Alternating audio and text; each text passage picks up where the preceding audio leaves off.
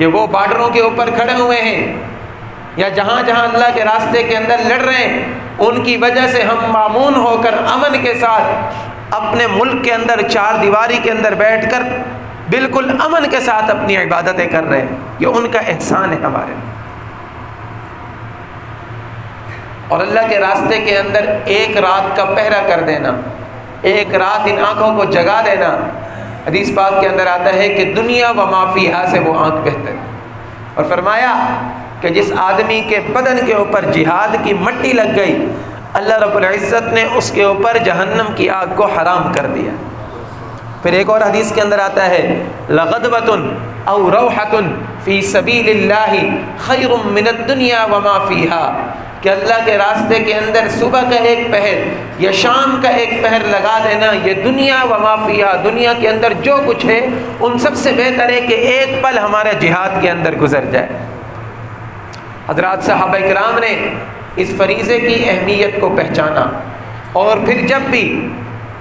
آواز لگی حی علی الجہاد کی آواز لگی مدینہ کے اندر، تو صحابہ کرام چوک در چوک اس کے اندر شریک ہوئے۔ بہت سارے غزوات ہوئے، بہت ساری جنگیں ہوئی، من جملہ ان میں سے اس مہینے کے اندر 15 شوال المکرم کو ایک غزوہ پیش آیا جس کو تاریخ اسلام غزوہ احد کے نام سے یاد کرتی ہے۔ اس غزوے کے اندر اللہ رب العزت نے مسلمانوں کو آزمایا، 70 مسلمان شہید ہوئے ہیں۔ جناب رسول اللہ صلی اللہ علیہ وسلم کے سگے چچا سید الشہداء سیدنا حضرت حمزہ رضی اللہ تعالی عنہ بھی اس غزوے کے اندر شہید ہوئے ہیں، اور اسی غزوے کے اندر جناب رسول اللہ صلی اللہ علیہ وسلم نے حضرت حمزہ رضی اللہ تعالیٰ عنہ کو سید الشہداء کا لقب دیا تھا کہ قیامت تک جتنے شہید آئیں گے ان میں سب شہیدوں کا سردار حضرت حمزہ رضی اللہ تعالیٰ۔ مشرکین مکہ کو جب بدر کے اندر شکست ہوئی، اس کے ایک سال بعد شوال کے مہینے کے اندر انہوں نے ایک بہت بڑا لشکر تیار کیا جس کے اندر 3000 اونٹ تھے اور گھوڑے تھے ان کے پاس، اور زرہ پوش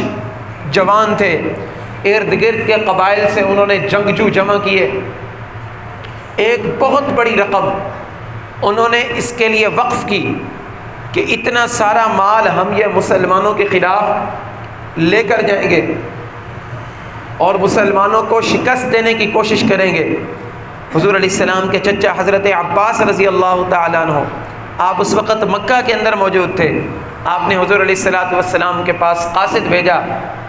کہ مدینہ کے اندر، مکہ کے اندر بہت بڑی تعداد کے اندر لشکر تیار ہو رہا ہے، اور یہاں پر آپ کے خلاف، مسلمانوں کے خلاف جنگ کی تیاری کی جا رہی ہے۔ حضور علیہ السلام کو پتہ چلا تو آپ نے مدینہ کے اندر صحابہ کرام کو جمع کیا اور آپ نے پوچھا کہ آپ لوگوں کی کیا رائے ہے؟ لشکر وہاں سے چل پڑا ہے، مدینہ منورہ کے اندر رہ کر لڑائی کی جائے یا باہر نکل کر لڑائی کی جائے؟ تو وہ صحابہ کرام جو بدر کے اندر شریک نہیں ہوئے تھے، نوجوان صحابہ کرام، انہوں نے کہا کہ یا رسول اللہ، ہم چاہتے ہیں کہ ہم مدینہ سے باہر نکل کر کافروں کے ساتھ مقابلہ کریں، کہ کہیں وہ کافر ایسے نہ سمجھیں کہ مسلمان ڈر کر گھروں کے اندر بیٹھ گئی ہیں، ہم ان کے اوپر باہر نکل کر حملہ کرنا چاہتے ہیں۔ اور کئی صحابہ کرام نے کہا کہ آپ مدینہ کے اندر رہ کر جہاد کریں،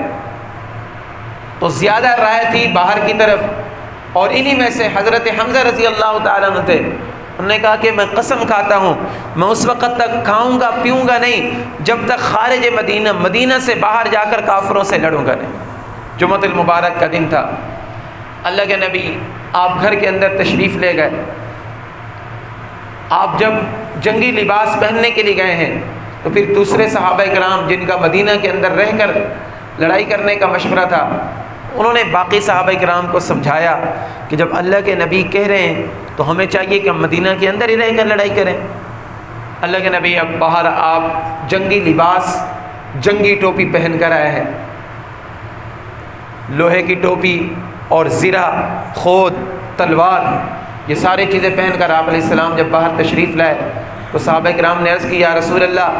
اگر آپ کو زیادہ پسند ہے کہ آپ مدینہ کے اندر رہ کر لڑائی کریں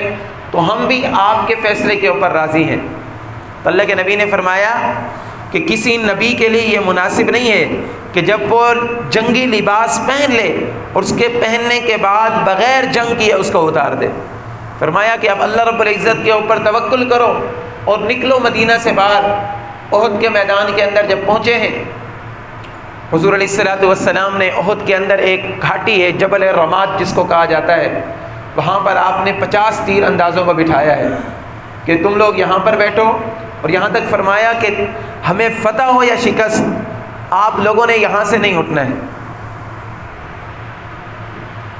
اور باقی جو تھے